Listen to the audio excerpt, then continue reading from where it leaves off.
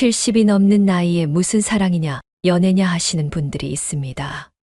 하지만 저는 노년의 성지인 그곳에서 남자친구를 사귀었고 젊은 시절과는 다른 뜨거운 사랑을 하고 있습니다.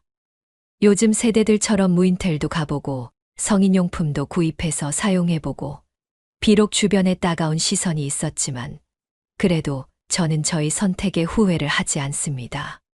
사연다방 청취자 여러분들 중에도 저와 같이 혼자 지내시는 분들이 계신가요? 저희 사연을 통해서 남은 인생 행복한 삶을 살아갈 수 있는 용기를 가지시기 바랍니다. 늦게 핀 사랑이 얼마나 뜨거운지 지금부터 알려드리겠습니다. 사연을 들어주시고 비슷한 경험을 하신 분들이 계시면 댓글로 여러분의 소중한 경험을 공유해 주세요. 시청 전 구독과 좋아요, 그리고 알람 설정해 주시면 매일 새로운 이야기로 찾아뵙겠습니다. 남편이 하늘나라로 떠난 지 1년이 지났지만 아직도 믿기지 않아요.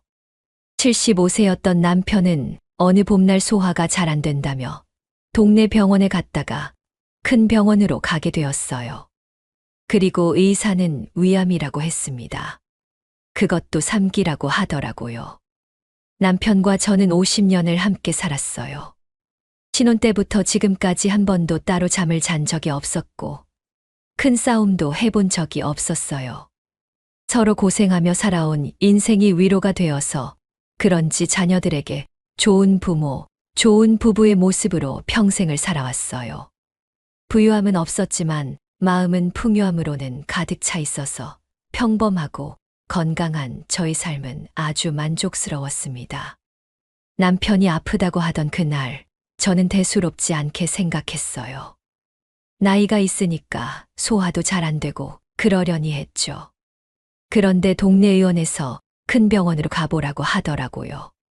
그때부터 가슴이 철렁했어요. 혹시나 하는 마음에 함께 병원에 갔는데 정말 암이라는 진단이 나온 거예요. 남편의 암 투병 생활은 정말 힘들었어요.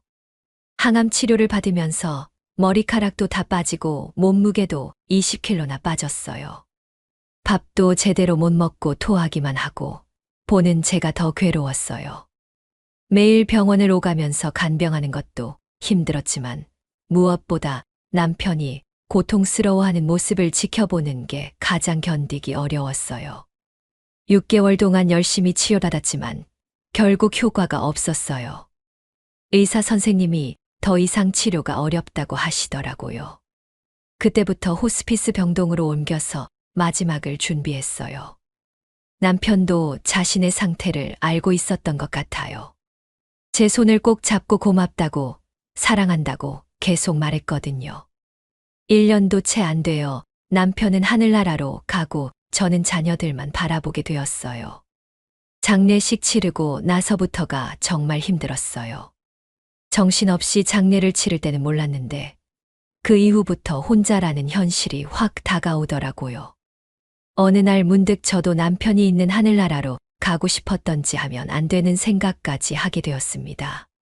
아침에 눈을 떠도 옆자리는 비어있고 아침밥을 차려놔도 혼자 먹어야 하고 저녁에 TV를 봐도 옆에서 같이 볼 사람이 없고 50년 동안 함께했던 일상이 갑자기 사라지니까 정말 막막했어요. 무엇을 해야 할지, 어떻게 살아야 할지 전혀 모르겠더라고요. 그런 저를 보던 여동생이 어느 날 전화를 했어요. 여동생은 저보다 3살 어린데 남편이 아직 건강하게 살아 있어요.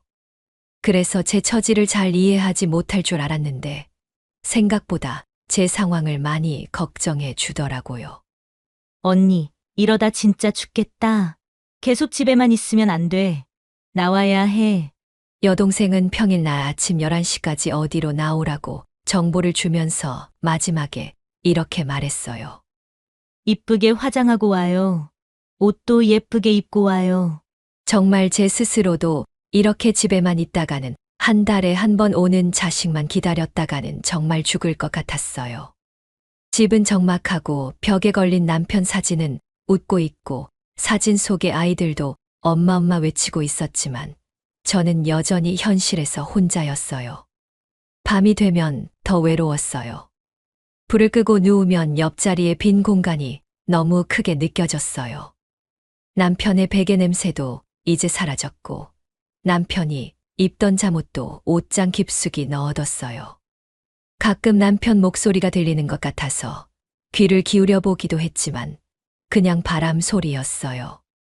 저는 어릴 적부터 예쁘다는 소리는 많이 들었어요. 그래서 화장하고 꾸미는 것도 좋아했고요. 하지만 남편이 아픈 1년 동안, 그리고 남편이 돌아가신 후 1년 동안은 거울 보는 것도 싫었어요. 화장할 기분도 아니었고 예쁘게 꾸밀 이유도 없었어요. 그런데 동생이 이쁘게 꾸미고 나오라고 하니까 오랜만에 마음이 움직이더라고요.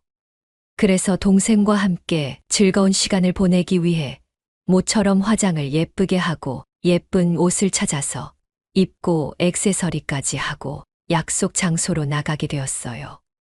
옷장을 뒤져서 남편이 예쁘다고 했던 옷을 꺼내 입었어요.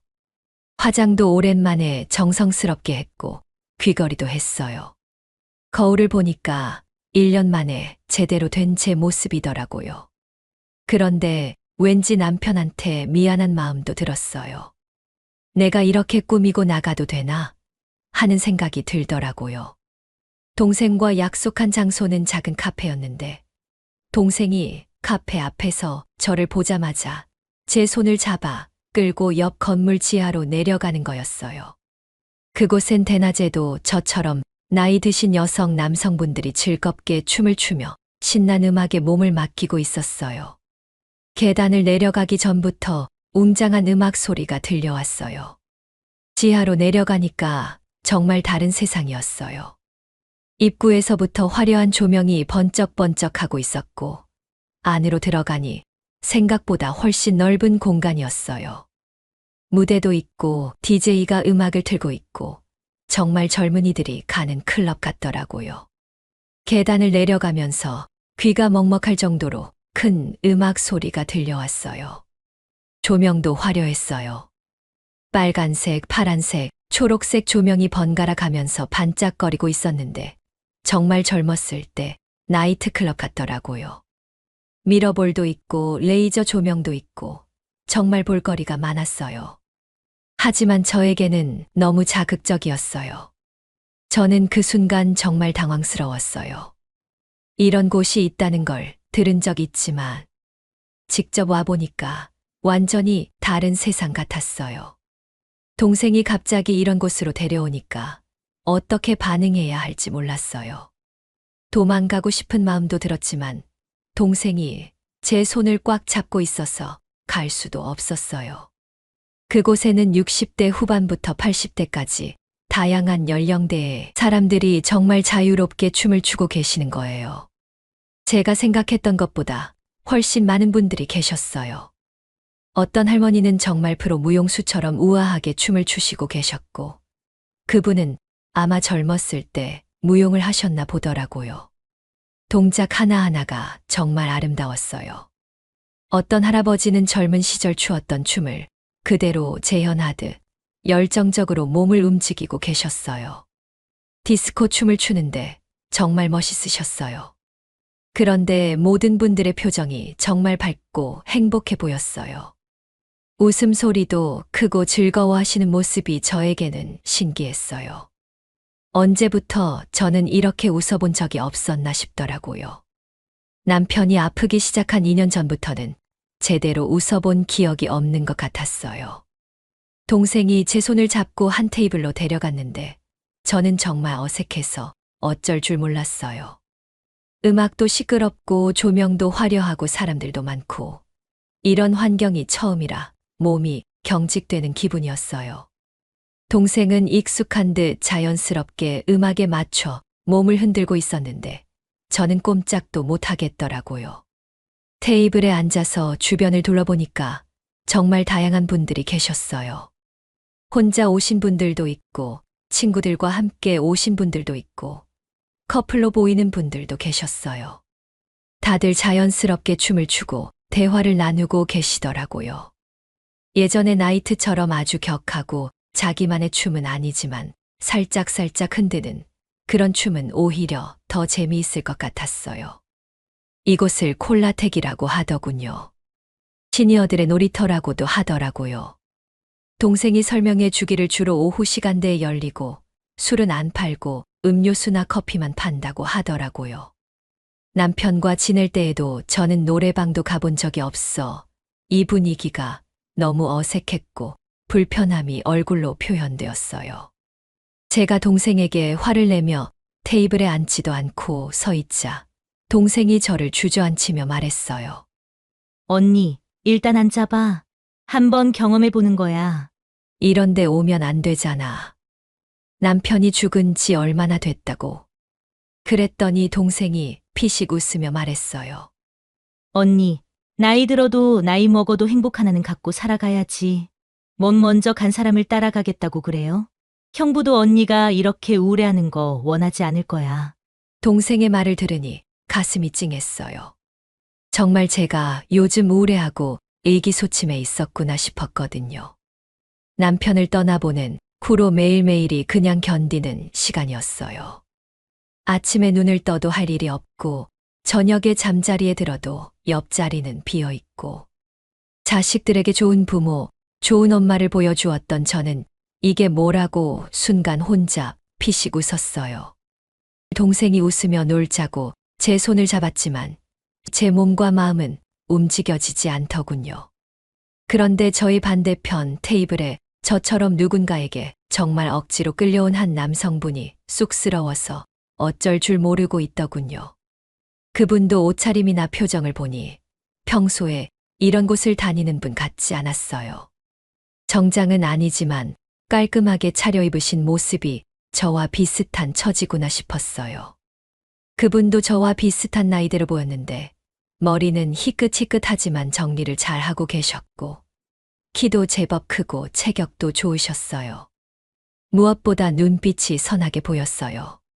저분도 처음이구나 할 정도로 티가 났어요. 그때 둘이서 눈이 마주쳤어요. 그분도 저와 비슷한 표정이셨어요. 어색하고 당황스러운 표정 말이에요. 손도 어디에 둘지 몰라서 계속 만지작거리고 계셨고 자리에 앉아서도 어떻게 해야 할지 몰라 하는 모습이었어요. 그런데 그 표정이 저에게는 오히려 위로가 되었어요. 아, 나만 이상한 게 아니구나. 저분도 나와 같은 기분이구나 하는 동질감 같은 게 느껴졌어요.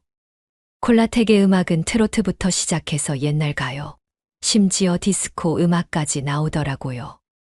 젊었을 때 들었던 노래들이 나오니까 조금은 반가웠어요. 하지만 이런 큰 소리에 익숙하지 않아서 귀가 아플 정도였어요. 잠시 후 반대편 테이블에 남성 한 분이 합석하자고 오더군요. 그분은 콜라텍에 자주 오시는 분 같았어요.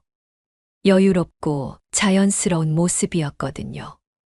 순간 아가씨 때 친구들하고 갔던 나이트가 생각났어요. 이 나이에 그런 시간으로 돌아가다니. 세상 오래 살고 볼 일이구나 신기하기도 했고 젊은 시절 나름 튕기며 잘난 체 했던 모습이 마치 슬라이드처럼 지나가더라고요. 그땐 철이 없었지만 정말 좋았지 생각하던 그 순간 저는 너무 부끄러웠고 내 나이에 이런 곳에 오다니 망측하구나 하는 꼰대 같은 생각이 들었어요. 그때 동생이 말했어요. 네, 합석 가능해요. 언니도 혼자 있기 심심해해요. 동생이 대신 대답을 해주니까 더 부끄러웠어요. 어느새 합석이 되었는데 저랑 같은 처지의 그분과 앉아 인생 이야기를 하게 되었어요. 동생과 그분의 친구는 나가서 정말 온몸으로 몸을 흔들고 있는데 제 앞에 있던 그분은 저와 함께 얘기 나누는 게 좋은 것 같았어요. 서로가 배우자를 먼저 보낸 사별의 경험이 있었고 지금은 외롭고 아프다는 그런 슬픈 얘기들을 나눴어요. 너무 시끄러워 목소리가 잘 안 들리기도 했고 어색한 분위기에 적응 못했던 우리는 동병상련 같은 마음이 통했는지 동생이 놀든 말든 함께 나와서 옆 카페로 자리를 옮겼어요. 그분도 저와 같은 생각이셨는지 조용한 곳에서 이야기하자고 먼저 제안해 주셨어요. 그래서 자연스럽게 콜라텍을 나와서 처음 동생과 약속했던 근처 조용한 카페로 갔어요. 조용한 카페에 앉아서 차를 주문하고 나니 그제서야 서로를 제대로 볼 수 있었어요. 카페는 콜라텍과는 완전히 다른 분위기였어요. 조용하고 편안한 음악이 흘러나오고 있었고 조명도 따뜻했어요. 창가 자리에 앉으니까 바깥 풍경도 보이고 마음이 편해지더라고요. 콜라텍에서는 정신이 없었는데 이제야 제대로 숨을 쉴 수 있는 기분이었어요. 그분은 정말 점잖게 생기셨더라고요. 키도 제법 크고 머리도 깔끔하게 정리하고 계셨어요. 얼굴에 주름은 있지만 인상이 좋으셨고 말씀하실 때도 목소리가 낮고 차분하셨어요. 옷차림도 단정하셨고요. 나이에 비해서 건강해 보이셨어요. 무엇보다 눈빛이 따뜻했어요. 처음에는 서로 어색해서 날씨 얘기부터 시작했어요. 요즘 날씨가 참 좋다. 봄이 오니까 기분도 좋아진다. 이런 평범한 얘기들 말이에요. 그런데 조금씩 대화가 깊어지더라고요. 어색함이 조금씩 사라지면서 자연스럽게 이야기를 나누게 되었어요. 그분이 먼저 말씀하셨어요. 저는 아내를 잃고 혼자 산 지 2년 됐어요. 오늘 친구가 억지로 끌고 왔는데 처음에는 정말 어색했어요. 이런 곳이 있는 줄도 몰랐고요. 저도 말했어요. 저도 남편을 떠나보낸 지 1년 됐어요. 동생이 카페에서 만나자더니 거짓말하고 데려왔는데 저도 이런 곳이 있는 줄도 몰랐어요. 정말 당황스러웠어요. 그러면서 자연스럽게 서로의 이야기를 나누게 되었어요. 그분 이름은 김철수로 저보다 2살 많은 73세였는데 모든 분들이 김 사장님이라고 불렀어요. 젊었을 때 작은 회사를 운영하셨다고 하더라고요. 주로 건축 자재를 다루는 회사였는데 30년 정도 운영하다가 몇 년 전에 아들한테 넘겨주고 은퇴하셨다고 했어요. 김 사장님이 말씀하셨어요. 제 아내는 정말 좋은 사람이었어요. 45년을 함께 살았는데 한 번도 큰 소리 낸 적이 없었어요. 성격도 온화하고 자상했어요. 아이들 키우느라 고생도 많이 했고요. 회사 일로 제가 바쁠 때도 혼자서 다 알아서 해줬어요. 그런 아내를 먼저 보내니 참 힘드네요. 저도 그 마음을 너무 잘 알 것 같았어요. 저희 남편도 그랬어요. 50년을 함께 살았는데 정말 좋은 사람이었어요. 화내는 것도 본 적이 없고 가족을 위해서 평생을 희생하며 살았어요. 공무원이어서 월급은 많지 않았지만 성실하게 일했어요. 그런데 김 사장님이 말씀하시는 걸 보니까 저와 상황이 정말 비슷하더라고요. 배우자를 잃고 혼자가 된 지 2년이나 되었지만 아직도 적응이 안 된다는 것. 자녀들은 각자 바쁘게 살고 있어서 자주 만나지 못한다는 것. 그래서 하루하루가 외롭고 의미 없게 느껴진다는 것까지 모든 게 비슷했어요. 혼자 있으니까 너무 외로워요. 아침에 눈 떠도 말할 사람이 없고 외출했다. 저녁에 집에 와도 텅 비어 있고 밥을 먹어도 맛이 없고 TV 봐도 재미없고 그냥 하루하루가 의미가 없는 것 같아요. 정말 그 말씀이 가슴에 와 닿았어요. 저도 똑같은 기분이었거든요. 정말 그래요. 저도 매일 그런 기분이에요. 아침에 일어나면 오늘 하루 또 어떻게 보낼까 그런 생각부터 들어요. 예전에는 남편 챙기고 집안일하고 바쁘게 살았는데 이제는 할 일이 없어요. 김 사장님이 고개를 끄덕이시더라고요. 자녀들이 가끔 전화는 하지만 자주 만나진 않아요. 바쁘니까요. 그리고 자녀들에게 외롭다고 말하기도 그렇고요. 걱정 끼치기 싫어서요. 괜히 부담 주고 싶지 않아서 혼자 참고 있어요. 저도 딸이 둘 있는데 똑같았어요. 맞아요. 자식들한테 외롭다고 하면 미안하잖아요. 자기들도 바쁜데 엄마까지 신경 써야 하나 그런 생각 들 것 같아서요. 그래서 전화 와도 괜찮다고만 해요. 김 사장님이 차를 한 모금 마시고 나서 조심스럽게 물어보셨어요. 혹시 다시 좋은 분 만날 생각은 없으신가요? 아니면 이런 얘기 자체가 부담스러우신가요? 갑작스러운 질문에 얼굴이 빨개졌어요. 이런 얘기를 남자와 나눈다는 게 정말 어색했거든요. 50년 동안 남편 말고는 다른 남자와 이런 대화를 해본 적이 없었어요. 아니요. 그런 생각 안 해봤어요. 이 나이에 무슨. 그리고 남편한테도 미안하고요. 김 사장님이 웃으시면서 말씀하셨어요. 저도 처음에는 그랬어요. 이 나이에 무슨 연애냐 생각했죠. 그런데 혼자 있으니까 정말 견디기 힘들더라고요. 친구들이 좋은 분 소개해준다고 해도 계속 거절했어요. 죽은 아내한테 미안하다고 생각했거든요. 그런데 오늘 여기 와서 여사님을 만나니까 조금 생각이 바뀌는 것 같아요. 같은 처지라서 그런지 마음이 잘 통하는 것 같아요. 김 사장님의 솔직한 말씀에 마음이 움직였어요. 저도 같은 생각이었거든요. 오랜만에 이렇게 편안하게 대화를 나누니까 정말 좋았어요. 남편 말고 다른 남성과 이런 깊은 이야기를 나눈 것도 정말 오래간만이었고요. 한참 이야기를 나누고 있는데 동생과 김 사장님을 콜라텍으로 데리고 온 그 친구분이 카페로 들어오더라고요. 언니 여기 있었어. 한참 찾았네. 두 분이 이야기 많이 하셨어요? 넷이 자리에 앉아 이런저런 이야기를 나눴어요. 그렇게 좀 더 이야기하다 헤어지려는데 김 사장님이 조심스럽게 핸드폰 번호를 물어보더군요. 혹시 괜찮으시면 연락처 좀 알 수 있을까요? 이렇게 좋은 대화 나눌 수 있는 분 만나기 힘든데 가끔 차라도 마시면서 이야기 나누면 어떨까 해서요. 그분에게 핸드폰 번호를 알려줄 새도 없이 제 목소리가 먼저 나왔어요. 아니에요. 그런 건 좀. 그런데 동생이 아무렇지 않게 말했어요. 제 언니 핸드폰 번호는요. 영희령 어쩌고 저쩌고. 언니, 좋은 분이잖아요.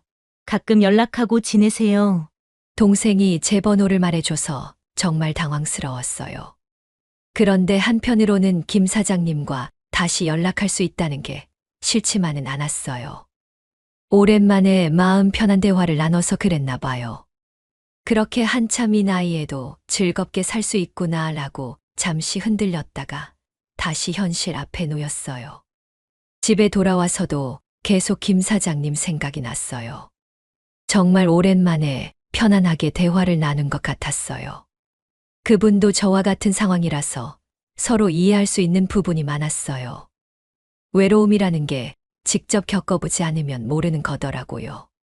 평소에는 적막한 집에서 밥을 먹고 TV를 틀고 먼저 간 남편의 핸드폰에 들어있는 영상에 미소를 보며 아쉬운 밤, 추억판 그렇게 만지작거리다 자는 날이 많았어요. 그리고 왜 나만 두고 갔냐고 또 원망만 늘어났죠.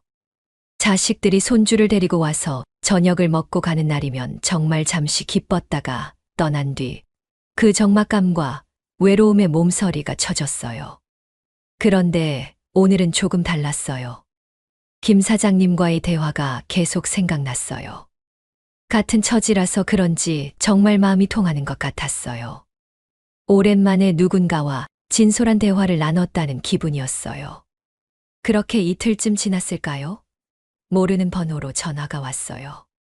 처음에는 보이스피싱인가 싶어서 받기 망설였는데 뭔가 예감이 들어서 받았어요.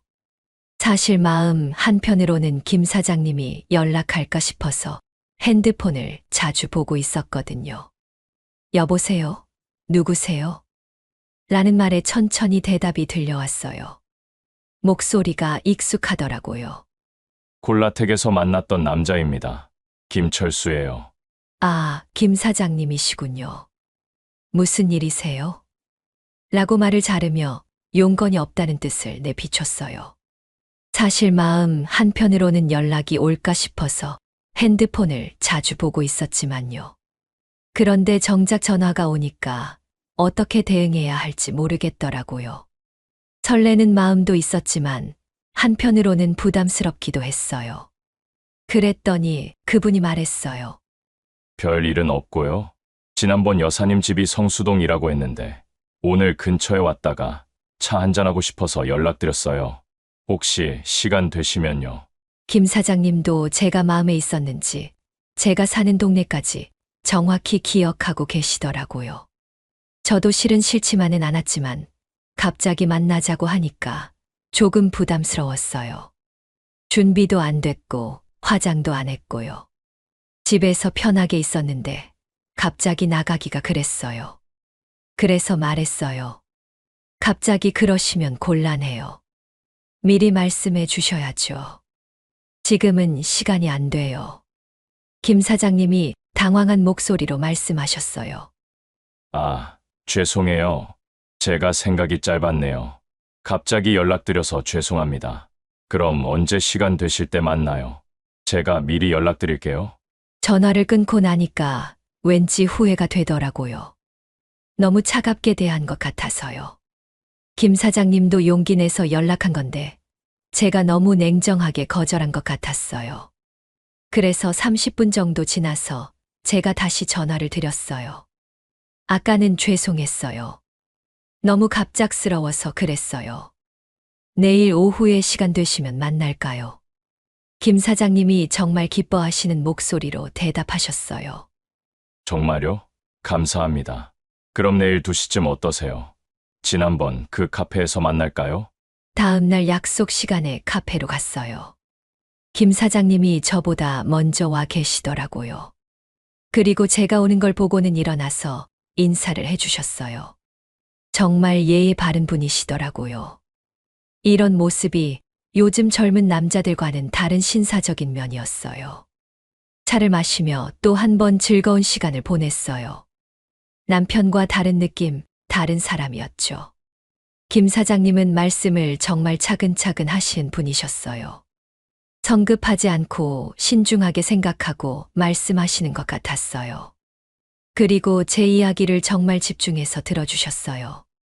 김 사장님이 말씀하셨어요. 지난번 여사님과 대화하고 집에 가서 계속 생각해봤어요. 정말 오랜만에 마음 편하게 이야기 나눈 것 같아서요. 아내가 죽고 나서 이렇게 편안하게 대화를 나눈 건 처음이에요. 저도 그랬어요. 혼자 있을 때보다 훨씬 마음이 편했어요. 누군가와 이야기를 나눈다는 게 이렇게 좋은 일인지 새삼 깨달았어요. 그런데 여사님은 어떻게 지내세요? 혼자 계시니까 심심하지 않으세요? 취미 같은 것도 있으신가요? 심심하죠. TV 봐도 재미없고 책 읽어도 집중이 안 되고요. 뜨개질도 해보고 그림도 그려봤는데 혼자 하니까 재미가 없더라고요. 그냥 하루하루 시간만 보내는 것 같아요. 김 사장님이 고개를 끄덕이시더라고요. 저도 마찬가지예요. 아침에 일어나면 오늘 뭘 할까 고민부터 시작해요. 예전에 회사 다닐 때는 정신없이 바빴는데 이제는 할 일이 없어요. 골프도 치고 낚시도 해보는데 혼자 하니까 재미가 없어요.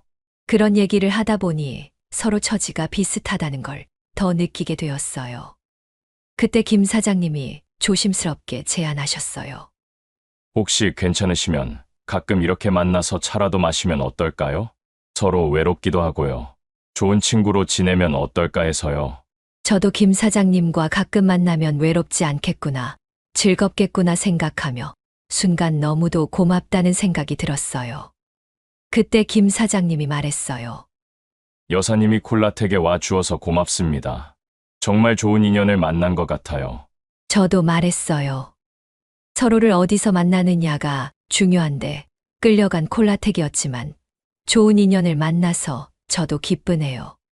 저는 고마운 마음에 저녁 식사를 사드리고 싶다고 제안을 했어요. 그랬더니 김 사장님이 말씀하셨어요.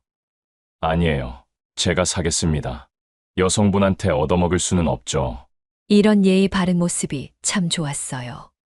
우리 세대 남성분들의 매너랄까요. 그런 모습이 남편을 떠올리게 하기도 했지만 한편으로는 새로웠어요.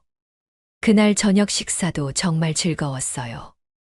한정식 집에서 차분하게 식사를 하면서 더 깊은 이야기를 나눴어요. 김 사장님의 젊었을 때 이야기, 사업할 때 이야기, 자녀들 이야기 등등 정말 다양한 얘기를 들을 수 있었어요. 저도 제 이야기를 들려드렸어요. 남편과 함께 살았던 50년의 이야기, 자녀들 키우면서 힘들었던 이야기, 행복했던 추억들 말이에요. 김 사장님이 정말 관심 있게 들어주셔서 이야기하는 재미가 있었어요. 그렇게 저녁 식사를 하고 집으로 돌아왔어요. 집에 돌아오는 발걸음이 가벼웠습니다. 집에 돌아와 씻고 앉아 있는데 김 사장님께 카톡이 왔어요. 김 사장님이 스마트폰을 잘 다루지 못해서 오타가 많았지만 마음은 전해졌어요. 우리가 나이가 먹었는데 뭘 튕기겠습니까? 밥도 몇 번 먹어보고 여행도 몇 번 가보고 서로의 외롭고 슬픈 감정을 위로하는 건 어떨까요? 좋은 친구로 지내면서 말이에요. 그 내용을 보고 저는 첫 데이트 같은 떨림과 또 죽은 남편에 대한 미안함, 이런 모든 것들이 밀물과 썰물이 되어 파도처럼 왔다 갔다 하는 기분을 느꼈어요. 그날 밤 정말 잠을 못 잤어요. 남편 사진을 보면서 계속 생각했어요. 여보, 내가 이러는 게 맞을까? 당신한테 미안하지만 너무 외로워. 김 사장님과 함께 있을 때 느꼈던 그 따뜻함이 정말 그리웠어요. 다음 날 김 사장님에게 답장을 보냈어요. 좋은 말씀이지만 조금 더 생각해보고 싶어요. 성급하게 결정하고 싶지 않아서요. 그랬더니 김 사장님이 바로 답을 주셨어요. 물론입니다. 충분히 생각해보세요. 저도 마찬가지예요. 성급하게 할 일이 아니니까요. 시간을 두고 천천히 생각해보세요.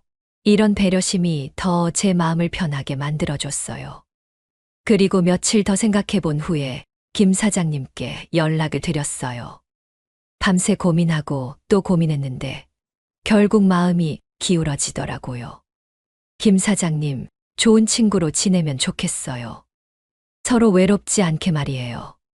그렇게 우리는 조심스럽게 만남을 이어가기 시작했어요. 일주일에 한 번씩 만나서 차도 마시고 식사도 하고 영화도 보러 갔어요. 처음에는 정말 조심스러웠어요. 혹시 다른 사람들이 우리를 이상하게 볼까 봐서요. 아직은 그냥 친구 사이였지만 마음 한구석에는 다른 감정도 자라고 있었어요. 결국 우린 서로가 좋은 마음이란 걸 확인하고 데이트를 시작했어요. 저보다 2살이 많은 김 사장님은 다정하고 침착하고 함부로 말을 하지 않으며 상대를 많이 배려하고 자신의 의견을 잘 얘기하는 분이었어요. 남편과는 또 다른 매력이 있으셨어요. 자연스럽게 먼저 간 남편의 얘기와 김 사장님의 아내 얘기를 하면서 서로가 좋은 친구이자 연인이 되어갔어요. 처음 손을 잡을 때는 정말 떨렸어요. 50년 만에 다른 남자분과 손을 잡는 거였거든요. 뽀뽀를 할 때도 마찬가지였어요. 사랑을 느꼈지만 한편으로는 죄책감도 들었어요. 처음으로 무인텔이란 곳을 가봤어요. 김 사장님이 제안하셨는데 처음에는 정말 당황스러웠어요. 이런 곳에 가는 게 맞나 싶기도 했고요. 제가 순진해서 그런 게 아니고 새로운 문화라 모르는 게 많더라고요. 김 사장님한테 물었어요. 왜 돈 받는 사람이 없나요? 호텔하고 뭐가 다른 건가요? 그랬더니 피식 웃더라고요. 저도 몰랐어요. 요즘 이런 시스템이 있다는 거요. 친구한테 물어보니 알려주더라고요. 김 사장님이 친절하게 설명해 주셨어요. 무인텔에서 저희는 조금 더 가까워졌어요. 김 사장님이 저를 정말 조심스럽게 대해 주셨어요. 급하게 서두르지 않고 제 기분을 계속 물어보시면서 천천히 가까워졌어요. 제가 부담스러워하면 바로 멈춰주시고 괜찮은지 계속 확인해 주셨어요. 처음에는 정말 어색했어요.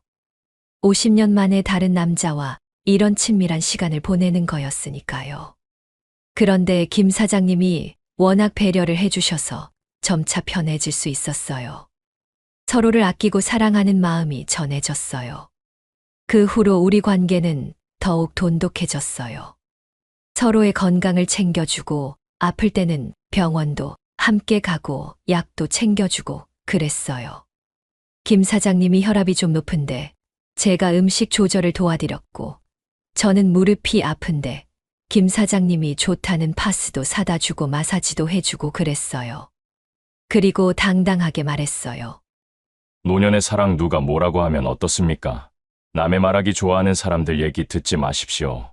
남들은 남 얘기하다 지치면 그만합니다. 혼자 되어 외롭고 슬프고 괴롭고 혼자 밥상에 물 말아 먹는 건 그 사람이 알아주지 않아요. 그들은 나의 밥상에 대해 궁금해하지도 않아요. 그들은 내가 저녁에 잠 못 자는 걸 궁금해하지도 않아요. 지금 나와 함께하는 내 연인만이 나를 챙겨주고 알아주면 됩니다. 그렇게 말하는 김 사장님이 정말 멋져 보였어요. 그리고 저도 공감했어요. 저는 요즘 딸들에게 말해요. 딸들아, 엄마가 반찬 안 만들어줘도 좋은 엄마로 기억해줘. 엄마가 아프지 않고 건강하게 데이트 잘하고 사랑하면서 사니 너희들 걱정 안 시켜서 더 좋지 않니?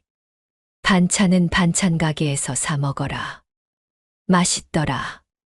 엄마는 이제 김 사장님하고 데이트하느라 바쁘다.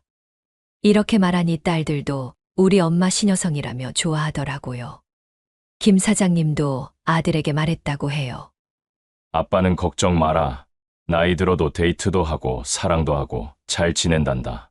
아빠가 건강하게 잘 살고 있으니까 너희들은 너희 일만 신경 써라.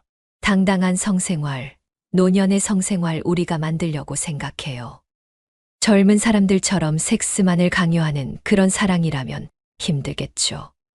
하지만 손을 잡고 잠을 자고 혼자가 아닌 내 옆에 숨을 쉬고 있는 사람의 손을 잡았을 때 온기를 느낄 수 있는 그런 사람이 있다는 건 혼자 살아보지 않은 사람은 못 느껴요. 실제로 저희가 성인용품을 구입해서 사용해 보기도 했어요. 처음에는 정말 부끄러웠어요. 이런 걸 사러 가는 제 자신이 낯설기도 하고 창피하기도 했어요. 그런데 김 사장님이 말했어요. 우리 나이에도 서로 사랑하는 마음을 표현할 수 있어요. 부끄러워할 필요 없어요.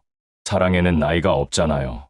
정말 그래서 용기를 내서 함께 갔어요. 처음에는 어떤 걸 사야 할지도 몰랐는데 직원분도 친절하게 설명해 주더라고요. 요즘은 시니어 고객들도 많다고 하시면서요. 나이 들어서도 건강한 성생활을 하는 게 당연한 거라고 말씀해 주셔서 마음이 편해졌어요. 사용해 보니 정말 좋더라고요. 나이가 들어서도 이런 친밀감을 나눌 수 있다는 게 신기했어요. 그리고 무엇보다 서로에 대한 사랑이 더 깊어지는 것 같았어요. 육체적인 친밀감뿐만 아니라 정신적인 교감도 더 깊어졌어요. 하지만 세상의 시선은 여전히 따가웠어요. 한 번은 식당에서 다정하게 식사를 하는데 남편의 절친 부부를 만나게 되었어요. 당황은 했지만 저는 말했어요. 남자친구라고. 소개해 주었는데 식당을 나가는 제 남편의 친구는 얼굴이 벌겋게 달아올라 나갔어요. 그분이 화를 내는 게 눈에 보였어요. 아마 죽은 남편에 대한 의리 때문이었을 거예요. 남편과 40년 넘게 친구로 지낸 분이니까 그럴 만도 했어요. 그날 저녁에 남편 친구 와이프가 문자를 보냈어요. 남편이 화를 낸 건 죽은 제 남편을 생각하니 불쌍해서였다고 해요. 그들은 절친한 친구 아니냐. 하지만 나는 홍 여사님 마음도 이해한다. 그러니 남편을 좀 이해해 달라. 라고 하며 저에게 위로를 해 주었어요. 또 한 번은 김 사장님 와이프 친구를 카페에서 만나게 되었어요. 그 여성분은 저와 김 사장님의 얼굴에 대놓고 말했어요. 죽은 미자만 불쌍하네요. 미자 죽은 지 얼마나 됐다고 벌써 다른 여자를 만나세요? 하며 직설적으로 말하고 갔어요. 그때 정말 기분이 나빴어요. 김 사장님이 미안하다고 했지만 그건 미안할 일이 아니라고, 어쩔 수 없는 일이라고, 이게 현실이라고 제가 말했어요. 마트에서 장을 보고 있는데 동네 아주머니가 다가와서 말하기도 했어요. 홍 여사님, 남편 죽은 지 얼마나 됐다고 벌써 그래요? 죽은 남편이 불쌍하지도 않아요? 창피하지도 않아요? 순간 화가 났지만 저는 차분하게 대답했어요. 남편도 제가 혼자 외롭게 살기를 원하지 않을 거예요. 저도 남은 인생 행복하게 살 권리가 있어요. 남을 해치지 않는데 뭐가 잘못인가요? 그랬더니 그 아주머니가 말했어요. 그래도 좀 그렇지 않아요? 체면이라는 게 있는데 동네 사람들이 뭐라고 할까요? 저는 말했어요. 체면도 중요하지만 제 행복도 중요해요. 남을 해치지 않는 선에서 제가 행복하게 사는 게 뭐가 잘못인가요? 동네 사람들이 제 외로움을 달래줍니까? 김 사장님도 비슷한 일을 많이 겪으셨어요. 골프장에서 후배들과 만났는데 한 후배가 말했다고 해요. 형수님 돌아가신 지 얼마 안 됐는데 벌써 다른 여자분과 다니는 게 좀 그렇지 않냐고요. 김 사장님이 이렇게 대답했다고 해요. 자네도 나이 들어서 혼자 되어봐. 그럼 알 거야. 외로움이 얼마나 무서운 건지, 하루하루가 얼마나 길고 괴로운지. 그 후배가 또 말했대요. 그래도 죽은 형수님 생각하면 형수님이 하늘에서 뭐라고 할지 생각해 봤냐고요. 김 사장님이 단호하게 말했다고 해요. 죽은 사람은 죽은 거고 산 사람은 살아야 해. 내 아내도 내가 행복하게 사는 걸 원할 거야. 내가 슬프고 외로워하는 걸 원하지 않을 거라고. 이런 일들을 겪으며 누구도 남의 인생에 이러쿵저러쿵 얘기할 수 없다는 걸 요즘 더 느끼게 되었어요. 다행히 저희는 주위에 아랑곳하지 않고 서로를 더욱 잘 이해하며 사랑하는 노년의 성생활을 실행하고 있는 주인공이 되었어요. 이런 일들이 반복되면서 저희는 더욱 단단해졌어요. 남의 시선에 흔들리지 않고 우리만의 행복을 지켜나가기로 했어요. 사실 처음에는 상처받기도 했지만 시간이 지나면서 깨달았어요. 정말 우리를 사랑하는 사람들은 우리의 행복을 응원해 준다는 걸요. 반대로 우리를 비난하는 사람들은 정작 우리가 외롭고 힘들 때는 관심도 없었던 사람들이었어요. 저희가 남편, 아내를 잃고 힘들어할 때는 연락 한 번 안 하던 사람들이 연애한다고 하니까 나타나서 이런저런 말을 하더라고요. 뒤늦게 찾은 사랑을 하다 보니 수면제를 먹지 않아도 잠을 잘 수 있고 비가 오는 날 우울했던 마음도 언제 그랬나 싶게 좋아졌어요. 하루하루 행복한 마음으로 잠에서 깨어나고 남편이 살아있던 충만했던 그 시절로 돌아간 느낌이 들었어요. 김 사장님도 저에게 말했어요. 약이 줄어들고 날로 저를 만나는 게 기쁘다고. 혈압약도 줄였고 우울증 약도 끊었다고 하더라고요. 정말 사랑의 힘은 대단한 것 같아요. 몸도 마음도 건강해지는 걸 느낄 수 있었어요. 병원에 정기 검사를 가면 의사 선생님도 모든 면에서 많이 좋아졌다고 말씀해 주세요. 지금 저희는 2년째 만나고 있어요. 법적으로 결혼을 하지는 않았지만 서로를 진심으로 사랑하고 아끼는 관계예요. 각자의 집에서 살면서 만나고 싶을 때 만나고 각자의 시간도 보장받는 자유로운 관계죠.